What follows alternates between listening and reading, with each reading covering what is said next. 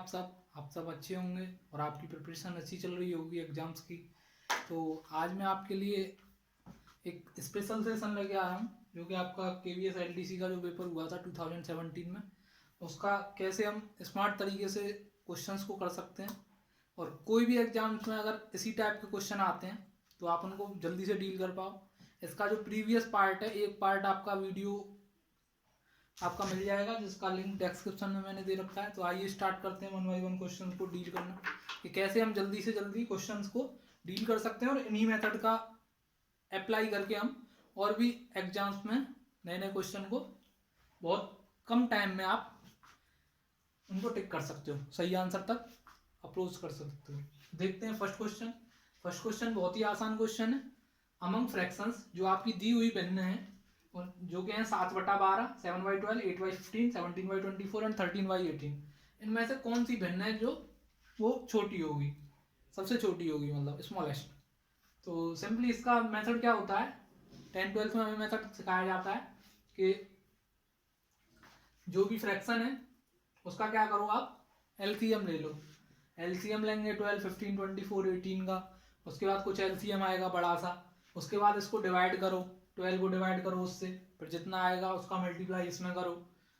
Same 15 का divide करो उसी एलसीएम से, और फिर उसका जितना डिवाइड कोसेंट आएगा उसका मल्टीप्लाई 8 से करो। सेम इसमें करेंगे, सेम इसमें करेंगे, तो it will take too much time, that is not required. तो इसके लिए मैं सिंपल क्या करूँगा, एक दूसरा मेथड ये होता है कि आप क्या करो, इसको डिवाइड करते जाओ और डेसिमल में इसको कन्वर्ट कर लो। सारी फ्रैक्शन को डिवाइड करो और डेसिमल में। लेकिन मोस्टली क्वेश्चंस में होता क्या है, डेसिमल के बाद जो नंबर्स आते हैं जैसे 0.34, 0.33, ऐसे नंबर्स आना शुरू हो जाते हैं, यानी कि 1-2 डिजिट तक तो आपका डेसिमल आपका मैच कर जाता है चारों में, फिर आपको आगे चेक करना पड़ता है। It will take too much time. तो इसके लिए मैं थोड़ा सा सॉल्ट अप्रोच बता रहा हूँ आपको। क्या करना है, सिंपली जैसे 7/12 है फर्स्ट, सेकंड है आपका 8/15, और आगे से आप इसे बिना लिखे भी कर सकते हो अगर आपको थोड़ा सा आपने ध्यान दिया तो। 7/20, 17/24 एंड 13/18। तो उसमें आपको क्या करना है, सिंपली इनका सभी का डिफरेंस निकाल लो, न्यूमरेटर और डिनोमिनेटर का। तो फर्स्ट में आपका डिफरेंस आ गया आपका 5, सेकंड में आपका डिफरेंस आ गया 15 में से 8 लेस किया तो 7, इसमें आपका डिफरेंस आ गया 7, इसमें आपका डिफरेंस आ गया 7, 17 में से 24 लेस किया, इसमें भी आपका डिफरेंस आ गया 5। अब क्या करो, जो भी डिफरेंस आया एक बार अच्छे से समझना, लेकिन सीख गए तो आपके लिए बहुत हथियार की तरह काम करेगा ये मतलब। तो 5 आ गया, 7 आ गया, 7 आ गया, 5 आ गया, इनका एलसीएम ले लो, कितना हो गया, 35 हो गया। ये मन में ही लेना है, 7×5 = 35, कुछ कैंसिल हो नहीं रहा, कोई कॉमन फैक्टर तो है नहीं, तो 7×5 = 35। अब इसको आप क्या करो, जितना डिफरेंस है उसको डिवाइड करते जाओ एलसीएम से। तो 5, हम काम यही कर रहे हैं एलसीएम लेके, लेकिन उसको थोड़ा सा शॉर्ट तरीके से कर रहे हैं जिससे हमारी कैलकुलेशन बच जाए, और कैलकुलेशन बच गई तो हमारा आंसर जल्दी आएगा ना। तो 5 का 35 से डिवाइड करेंगे तो 7 आ जाएगा, और उसका मल्टीप्लाई इससे कर दो। तो फर्स्ट क्वेश्चन में आ जाएगा 49। भाई 5 7 या 35 और 7 7 या 49, इधर भी 7 आ गया, 7 5 या 35, 5 8 या 40, इधर आपका 40 आ गया, इधर आपका 7 है, 5 टाइम्स जाएगा 35 में, और 17 5 जा आपका हो गया 85। सेम इसमें 5 7 या 35, 13 7 या 91, तो ये आपका 91 हो गया। अब इसमें से आप सिंपली देख के, आपने इतना कर लिया, एक बार और सीख लेते हैं। सबसे पहले मुझे न्यूमरेटर अंश और डिनोमिनेटर हर दोनों का डिफरेंस निकाल लिया। तो इसका 5 आ गया, इसका 7 आ गया, इसका 7 आ गया, इसका 5 आ गया। कोई भी क्वेश्चन है उसमें सेम मेथड अप्लाई करेंगे। आपका 7 7 5 5 आ गया, एलसीएम ले लिए। कभी कभी तकलीफ भी हो सकती है थोड़ी सी एलसीएम लेने में, अगर नंबर थोड़े डिफरेंस आ गए, यहाँ पे तो सेम नंबर आ रहा है। 7 5 का एलसीएम 35 हो गया, और 35 से इन सभी नंबर्स को डिवाइड करते जाओ और मल्टीप्लाई करते जाओ, जितना कोसेंट आए, जितने बार जाता है डिवाइड। 5 7 या 35, 7 7 या 49 हो गया, और आपका 7 5 जा 35, 8 5 जा 40 हो गया। 7 5 जा 35, 17 5 जा आपका 85 हो गया, और आपका ये 5 हो गया। 5 7 या 35, 13 7 या 91 हो गया। तो ये आ गया आपके। अब यहाँ में आपको जो आपको बड़ा दिख रहा है नंबर, वही जो आपकी फ्रैक्शन होगी वो सबसे बड़ी होगी, और जो आपको छोटा दिख रहा है वही आपकी क्या होगी, सबसे स्मॉलेस्ट फ्रैक्शन होगी।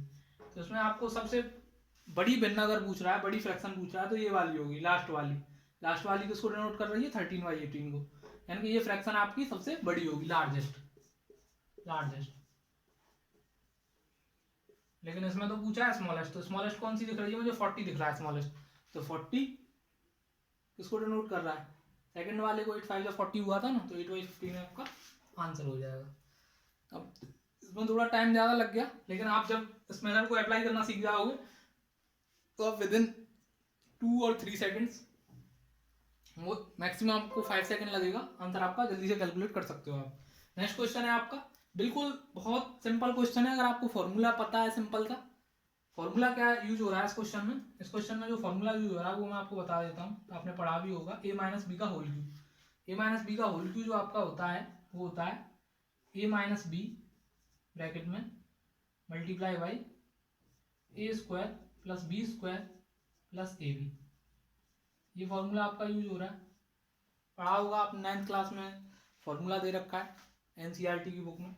a माइनस बी का whole cube equal to a minus b into a square plus B square plus A b, या फिर इसको ऐसे भी लिख सकते हैं, a square plus A b plus B square. तो ये फॉर्मूला है, तो इसी फॉर्मूले से ये क्वेश्चन बनना है। इसमें क्या दे रखा है actually, a cube minus b cube और डिवाइड बाई ये a square plus B square plus A b, a square plus B square plus A b. यहाँ पे ए बी किसको डिनोट कर रहा है, 0.7 और 0.43। ये तो आपका ए है और ये आपका बी है, तो फॉर्मूला बनना है कि नहीं, अब देख के ही पता चलना चाहिए, a cube minus b cube अपन a square plus B square plus A B. तो इसकी वैल्यू कितनी हो गई, इस फॉर्मूले से अगर मैं इसकी वैल्यू निकालूं, अगर मैं इसको डिवाइड में लेके जाऊं, ए माइनस बी का whole cube divide by A square plus B square plus A B, तो बचेगा कितना, ये बचेगा ना ए माइनस बी। तो आंसर सिंपली क्या हो गया, ए माइनस बी।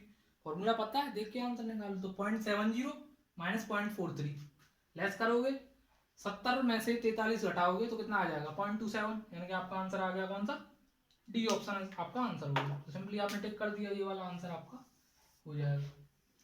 तो देख पा रहे हैं, अगर क्वेश्चन आपका बन सकता है ए प्लस बी के होल क्यूब पे भी बन सकता है। ए प्लस बी का होल क्यूब क्या होगा, a plus b multiply by A square plus B square minus a b, उसमें यहाँ पे माइनस आएगा ए प्लस बी के होल क्यूब में, और माइनस वाले में प्लस आएगा। ये थोड़ा सा ध्यान रखना है जिससे आप क्वेश्चन को जल्दी कर पाओ। आगे क्वेश्चन देखते हैं इसी एग्जाम का।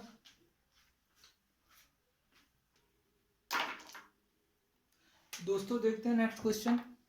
नेक्स्ट क्वेश्चन क्या है हमारा, an article is sold for ₹180। एक आर्टिकल को 180 रुपये में बेचा जाता है, एक कोई वस्तु है उसको 180 रुपये में बेचा जाता है, और ऐसा करने पे 180 रुपये में बेचने पर क्या होता है, एट अ लॉस ऑफ 10%, आपको 10% का नुकसान होता है, हानि होती है आपको 10% की। At what price it should be sold to gain 15%, यानी कि आपको कितने मूल्य पर इसे बेचना है जिससे आपको 15% का लाभ हो, 15% का लाभ हो। तो इस क्वेश्चन में सिंपली क्या है, हम क्या करेंगे, इसको लिखना शुरू कर देंगे। एक बच्चा होगा वो सीधा सोचेगा कि अगर कॉस्ट प्राइस जो है, अगर मैं आपकी इसका क्रय मूल्य अगर मैं 100 मान लूँ, तो 100 का 10% हो गया 10, यानी कि 90 रुपये में बेच रहा है। अगर 90 रुपये में बेच रहा है तो क्या हो रहा है, उसको लॉस हो रहा है कितने का, 10% का। तो 10% का लॉस हो रहा है, 100 रुपये की चीज़ 90 में बेच रहा है, 100 रुपये की चीज़ कितने में बेच रहा है, 10% के लॉस कितना हो गया, 90। लेकिन सवाल में कितना दे रखा है, 180। 90 की वैल्यू कितनी दे रखी है, 180। 90 किसको इंडिकेट करेगा, 180 को। और हमसे पूछ कितना रहा है कि वस्तु को 15% कमाने के लिए, लाभ कमाने के लिए वस्तु को कितने % पे बेचा जाए, कितने रुपए में बेचा जाए, ओरिजिनल वैल्यू पूछ रहा है। तो 100 का 15% कितना हो गया, 15, यानी कि 115 में बेचेगा 15%, भाई 10% का लॉस के लिए 90 में बेचेगा, और 15% का लाभ कमाने के लिए 115 में बेचेगा। तो सिंपली कौन सा रिलेशन दिख रहा है, 90 की वैल्यू 180 यानी कि डबल है, तो 115 की वैल्यू कितनी हो गई, 230। सिंपली आप टिक करके आगे बढ़ जाते हैं। एक बच्चा क्या करता, लिखता रहता पूरा, वो सोचता कि 100 मानूं कितना मानूं, ऐसा नहीं करना। सिंपली आपको जाना है और आपको मुझे यहीं से क्वेश्चन को पकड़ लेना है कि 10% आपका लॉस हो रहा है, यानी 90 की वैल्यू 180, 90 की वैल्यू 180, तो 115 की वैल्यू 230। आंसर टिक किया, आगे बढ़े, ऐसा नहीं करते जाना है। ये तो बहुत ही इंटरेस्टिंग क्वेश्चन है और मैंने पढ़ा भी दिया बोर्ड मास आपको। तो बोर्ड मास को आपको ऐसा नहीं है कि बोर्ड मास को आप क्या करो, लिख के करते जाओ, सीधा देखो। सबसे पहले सबसे छोटा ब्रैकेट देखो, यहाँ पे ब्रैकेट है एक्चुअली, सबसे छोटा ब्रैकेट मुझे कौन सा दिख रहा है, ये वाला दिख रहा है, तो इसको सॉल्व करोगे 1 + 1/3 कितना आ जाएगा 4/3।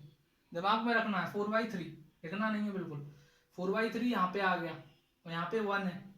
अब इस पूरे ब्रैकेट को सॉल्व करेंगे तो प्लस और डिवाइड में कौन सॉल्व होगा सबसे पहले, डिवाइड। तो 1 डिवाइड बाई 4/3 करेंगे तो कितना आ जाएगा 3/4, यानी कि इस पूरे को सॉल्व करके आ गया 3/4। भाई 1 को डिवाइड करेंगे 4/3 से, तो 1 को डिवाइड करेंगे किससे 4/3 से, तो कितना आ जाएगा 3 ऊपर चला जाएगा 4 नीचे चला जाएगा, तो 3/4 आ गया। 3/4 में 1 ऐड किया तो कितना आ जाएगा, इस पूरे का आंसर आ गया 7/4। 3 + 4 7, 7/4। अब हमारे पास कौन कौन से साइन है, प्लस है और डिवाइड है, तो 1 को डिवाइड बाई 7/4 करेंगे तो फिर से उल्टा हो जाएगा 4/7 आ जाएगा इसको सॉल्व करके, इस पूरे को सॉल्व करके ये 4/7 आ गया। 1 + 4/7 कितना हो गया 11/7। तो सीधा मैंने आंसर टिक कर दिया। कितना टाइम लगा, मुश्किल से 3 से 4 सेकंड लगे होंगे मैक्सिमम। तो अगर आपको कॉन्सेप्ट अगर क्लियर है और आपने अगर मेरी वीडियो देखी है बॉड मास की, तो आप बहुत जल्दी इस क्वेश्चन को डील कर पाओगे। तो आगे क्वेश्चन देखते हैं। तो दोस्तों देखते हैं नेक्स्ट क्वेश्चन। नेक्स्ट क्वेश्चन क्या है आपका, if 2a ratio 5b = 1:3 and 2c ratio 5b = 3:2, 3:2, then a ratio b ratio c is equal to. Hindi में यदि 2a अनुपात 5b बराबर इतना है, 2c रेशियो 5b इतना है, तो a अनुपात b अनुपात c कितना होगा। तो क्वेश्चन बहुत फेमस है और आप कोई भी बुक लगाओगे, चाहे किरण की हो चाहे कोई भी हो, आपको पहले या दूसरे नंबर पे मिल जाएगा। लेकिन आप क्या करते हो, इसमें भी लिखना शुरू कर देते हो। जैसे a रेशियो b निकालोगे, फिर b रेशियो c निकालोगे। पहले आप यहाँ पे a रेशियो b लिखोगे सजा के, फिर b रेशियो c लिखोगे, उसके बाद a ratio b ratio c करने के लिए यहाँ पे जैसे 1:3 दे रखा है, ये 3:2 दे रखा है, इसका मल्टीप्लाई करोगे, इसका मल्टीप्लाई करोगे और इन दोनों का मल्टीप्लाई करोगे। ऐसे करके कोई मेथड होता है, तो ऐसा नहीं करना है। सिंपली आपको यहीं से आपका दिमाग चालू हो जाना चाहिए। जैसे ही आपने देखा 2a रेशियो 5b = 1:3, यानी कि 1 ऊपर 3 नीचे, यानी कि इसमें 2a ऊपर 5b नीचे, तो 2 3 के साथ जो मल्टीप्लाई हो जाएगा, तो 2 3 जा 6, यानी कि यहाँ पे इधर तो आएगा 6 और 1 5 जा 5, यानी कि 5:6, यानी कि a रेशियो b मैंने दिमाग से ही सोच लिया 5:6 आएगा। अब ऑप्शन में चेक कर लेते हैं 5:6 किस किस में है। तो 5:6, 5 2 जा 10, 6 2 जा 12 हो जा रहा है, हो सकता है आंसर में भी। 5 9 या 45, 6 2 या 12 नहीं होगा, क्योंकि यहाँ 9 का मल्टीपल हो रहा है, यहाँ 2 का हो रहा है। इधर देख लेते हैं 5 से 12 तो कटेगा ही नहीं, डिविजिबिलिटी पढ़ी है आपने। 5 से 5 9 या 45, 6 2 या 12, तो ये भी नहीं होगा, क्योंकि 5 9 या 45 हो रहा है 6। तो आपने 1 सेकंड में आपने आंसर मार्क कर दिया। अब बहुत से बच्चे कहेंगे अगर 2 ऑप्शन होंगे तो 2 ऑप्शन होंगे तो इसको चेक कर लो। यहाँ पे दे रखा है c/b, रेशियो निकलेगा c/b का। ध्यान से देखना है, c/b का रेशियो कितना आएगा, ये 2 है, इधर चला जाएगा नीचे, 2 इसके साथ चला जाएगा, तो 2 2 जा 4 हो गया आपका, तो 4 तो नीचे चला गया, लिखना नहीं है, ये भी दिमाग में सोचना है। और 5 आपका ऊपर चला जाएगा, तो 5 3 या 15, यानी कि 15:4 आ गया ये आपका। ये किसका रेशियो आया, c रेशियो b, तो c ratio b, c ratio b या तो आप चेक कर लो या फिर b रेशियो c चेक कर लो। तो b रेशियो c कितना आ गया 4:15। अब ये चेक कर लो, 4 और 15 का मल्टीपल देखना है, तो 4 3 जा 12, 15 3 जा 45 हो जा रहा है, ऑप्शन वेरीफाई। 4 3 जा 12, ये तो 15 का मल्टीपल 1 नहीं ना, आंसर नहीं होगा।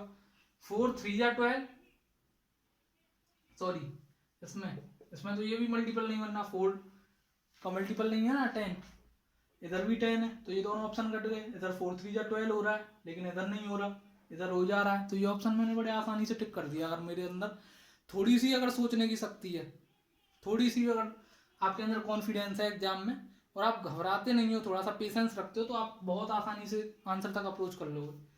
अब ये क्वेश्चन है, ये क्वेश्चन आपको किरण की बुक लगाओगे तो सेकंड या third page, profit and loss chapter लगाओगे तो सेकंड पेज पे आई थिंक मिल जाएगा। ऐसे क्वेश्चन आपको बहुत सारे मिल जाएंगे। लेकिन हम क्या कर रहे हैं, ऐसे क्वेश्चन में हम क्या करने लग रहे हैं, CP/SP का रेशियो निकालेंगे, उसके बाद चेक करेंगे कि कौन कितना ज़्यादा है। करना यही है, लेकिन करना स्मार्ट तरीके से है थोड़ा। मैंने लिखा है ना वीडियो पे, how to solve question smartly, हर वीडियो पे आ रहा है title, smart approach, smart approach. और तो स्मार्ट अप्रोच में कुछ नहीं करना बेसिक सही है, लेकिन थोड़ा सा अंडरस्टैंडिंग लगा के। अब ये क्या दे रखा है, CP of 12 articles is equal to selling price of 10 articles, यानी कि सीधा सोचना है 12 CP equal to 10 SP, 12 CP equal to 10 SP। तो CP अपॉन SP का रेशियो कितना आ गया, CP अपॉन SP का रेशियो आ गया 10/12, 10/12 यानी कि 5/6, यानी कि 5/6। और यहाँ तक पहुंच गया हमें, CP अपॉन SP का रेशियो मैंने सोच लिया 5/6, यानी कि 5 का सामान आपका 6 में जा रहा है, यानी कि 1 का फायदा हो रहा है, कितने पे हो रहा है, 5 पे। तो 1/5 सीधा आपने परसेंटेज पढ़ा 20%, तो मैंने आंसर टिक कर दिया 20%, ये आपका आंसर हो गया। प्रॉफिट और या फिर प्रॉफिट लॉस दे देगा, the profit on selling 12 articles is equal to the selling price of 13 articles. ऐसे क्वेश्चन भी आप डील कर सकते हो सिंपली सोच के, उनके बारे में भी मैं स्पेशल वीडियो लेके आऊँगा। क्वेश्चन छोटे हैं टाइम, लेकिन आपको टाइम भी कम लगना चाहिए, उसी हिसाब से आपको इन्हीं क्वेश्चनों में टाइम आपको कंज्यूम करके और जो क्वेश्चन हैं उनमें लगाना है, जिससे आप और जो स्टूडेंट्स हैं उनसे हाई स्कोर कर पाओ और अपना जो ड्रीम पोस्ट है उसको ले पाओ। तो आगे क्वेश्चन और देखेंगे हम ऐसे ही क्वेश्चन। तो दोस्तों देखते हैं नेक्स्ट क्वेश्चन। आपका क्वेश्चन क्या कह रहा है, a person is running with a speed of 15 kilometre per hour, यानी कि कोई भी व्यक्ति है वो उसकी चाल दे रखी है आपको 15 किलोमीटर प्रति घंटा। How much distance he will cover in 67 minutes, तो वो 7 मिनट में कितनी दूरी तय करेगा। तो सिंपल सा क्वेश्चन है, speed equal to distance upon time पे है, तो ज़्यादा टफ क्वेश्चन नहीं है। लेकिन हम क्या करते हैं, इसमें भी हमने लिखना शुरू कर दिया, we are only writing and writing on the exam. तो ऐसा नहीं करना है, थोड़ा सा क्वेश्चन केवल यहीं से हो सकता है, केवल आपको ये चीज़ दिख गई तो आप क्वेश्चन को टैकल कर लोगे। आपको देखना है जो पर्सन है उसकी स्पीड है 15 किलोमीटर पर आवर, यानी कि 15 किलोमीटर चलेगा कितने घंटे में, 1 घंटे में। तो 1 घंटे में कितना चलेगा, 15 किलोमीटर। वो पूछ कितना रहा है, 7 मिनट्स में। तो 15 किलोमीटर चलेगा 1 घंटे में, यानी कि आपका कितना हो गया 60 मिनट्स, यानी कि 60 मिनट्स में चलेगा, 60 मिनट्स में चलेगा। ये चीज़ आपको दिमाग में सोचनी है, 60 मिनट्स में कोई चलेगा। तो ये आपको पता है, ये मिनट्स ही लिखा है, तो आपको एज्यूम कर लेना 15। तो यानी कि इधर से ये कैंसिल हो गया, यानी कि 4 मिनट्स में कितना चलेगा, 4 मिनट्स में कितना चलेगा, 1 किलोमीटर। 4 मिनट्स में 1 किलोमीटर, और 1 किलोमीटर कितना होता है, 1000 मीटर। तो 7 मिनट्स में कितना चलेगा, तो 1000/4, 1000/4 कितना हो जाएगा, 250। तो 7 मिनट्स में कितना चलेगा, 250 इंटू 7, 250 इंटू 7 कितना हो गया, 25 इंटू 7 होता है 175, तो 1750, ये आपका आंसर हो गया। अगर आपको कॉन्सेप्ट क्लियर है, भाई 15 किलोमीटर चल रहा है 1 आवर में, तो 15 किलोमीटर आपका 1 आवर यानी कि 60 मिनट्स में, यानी कि 1 किलोमीटर आपका कितने में चलेगा, 4 मिनट्स में। तो 1 किलोमीटर 4 मिनट्स में चल रहा है, यानी कि 1000 मीटर, 1 किलोमीटर मीन्स 1000 मीटर। ये सारी चीज़ें दिमाग में होनी चाहिए। 1000 मीटर आपका 4 मिनट्स में, यानी कि 250 मीटर आपका 1 मिनट में। तो 7 मिनट में कितना, 250 इंटू 7, 250 इंटू 7, आप सीधे आपको 25 का टेबल तो वैसे ईजी होता है, या फिर आप DS कॉन्सेप्ट लगा के भी आप कर सकते हो। तो आपका ये आंसर मीटर में दे रखा है 1750 मीटर, क्योंकि आप देख सकते हो किलोमीटर में होता तो पॉइंट में होता है आंसर। तो मुझे थोड़ा सा आइडिया लगाना है, क्वेश्चन यही था, सेम टू सेम डिप्टो क्वेश्चन था। क्वेश्चन में मैंने कुछ नहीं चेंज किया, यहाँ पे लिखा नहीं था कि how much distance in meter, that is not written in the exam, you have to identify yourself. तो ये क्वेश्चन था, सिंपल था, आप कर सकते थे इसको, कोई बहुत बड़ा क्वेश्चन नहीं था। एक ये था, आप 15 किलोमीटर पर आवर को पहले मीटर पर सेकंड में 5/18 से मल्टीप्लाई करते, फिर आप मिनट्स को चेंज करते, तो that will take a too much time, you can think it in your mind if you want. अब ये क्वेश्चन है आपका, ये भी बहुत अच्छा क्वेश्चन है, लेकिन इसमें भी हम लिख के करना शुरू कर देंगे। तो लिखना नहीं है, थोड़ा सा कॉन्सेप्ट क्लैरिटी हो तो आप क्वेश्चन को बड़े आसानी से रीड कर सकते हो। अब कह रहा है इफ 8000, जैसे 8000 रुपये की जो राशि है वो 9331.20 इतनी हो जाती है, 9331.20 कितने साल में, 2 ईयर्स में, 2 साल में हो जाती है, at a certain rate of interest compounded annually, यानी कि चक्रवृद्धि ब्याज पे होती है। इतनी राशि इतनी हो जाती है 2 साल में, 2 वर्ष में, और किस पे, कंपाउंडेड एनुअली, यानी कि जब रेट जो है वो आपका एनुअली लगता है, चक्रवृद्धि ब्याज लगती है। What is the rate of interest per annum. तो सिंपल क्या पूछ रहा है, रेट पूछ रहा है। अब रेट के लिए आपको क्या पता होना चाहिए कि भाई इंटरेस्ट मिल कितना रहा है और कितने साल में मिल रहा है, तो दे ही रखा है, तो रेट देखना। तो सिंपली क्या करेंगे, देखेंगे कितना इंटरेस्ट मिल रहा है। तो कितना इंटरेस्ट मिल रहा है, तो सिंपल यही सोच लिया कि 1331 इतना इंटरेस्ट मिल रहा है। इसको लेस करोगे डायरेक्टली तो इतना इंटरेस्ट मिल रहा है कितने ईयर्स में, 2 ईयर्स में। और कितने पे मिल रहा है, 8000 पे। और कॉन्सेप्ट क्लियर है तो आप सीधा चेक करोगे 8000 है। अगर मैं सिंपल इंटरेस्ट भी देखूँ, अगर मैं कंपाउंड इंटरेस्ट ना भी देखूँ, सिंपल इंटरेस्ट तो सेम मिलेगा, यानी कि 10% प्लस 10% 20% के आसपास रहेगा। तो 20% कितना होगा यहाँ पे सीधा निकाल सकते हो, 1600 हो जाएगा। 8 2 16 तो 1600 हो जाएगा। तो 1600 होने से कितना हो जाएगा, ये 9600 होना चाहिए।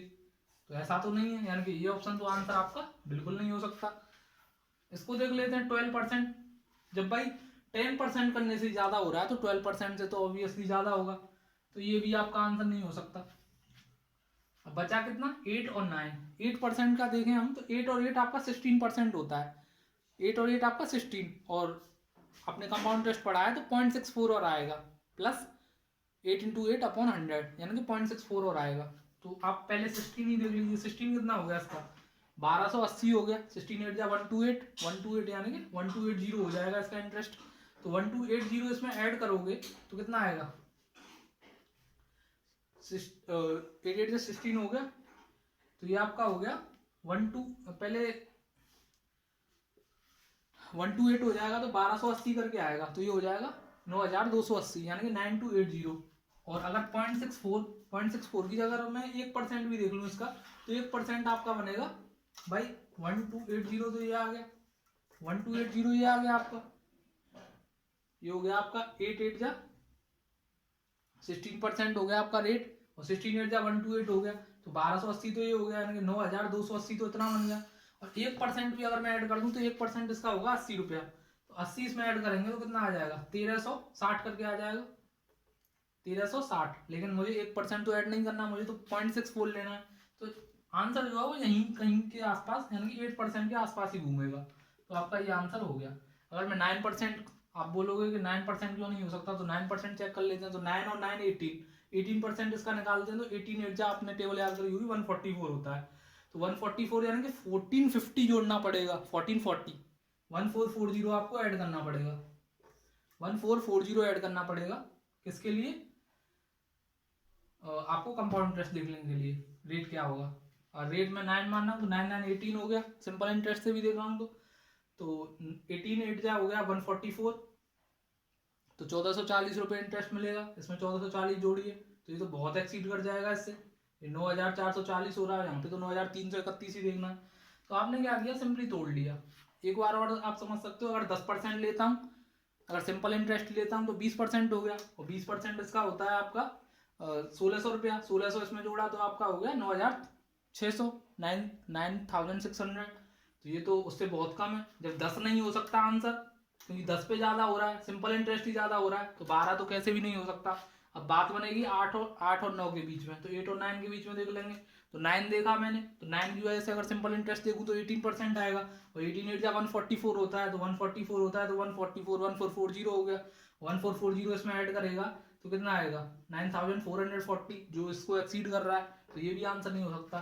तो आप बिना आंख बंद करके भी आंसर लगाओ तो 8% लगा सकते हो आप। अब तो बिना किसी सोचे समझे 3 ऑप्शन गलत है, तो चौथा तो कैसे भी सेटिस्फाई करेगा ही। आगे देखते हैं और क्वेश्चन।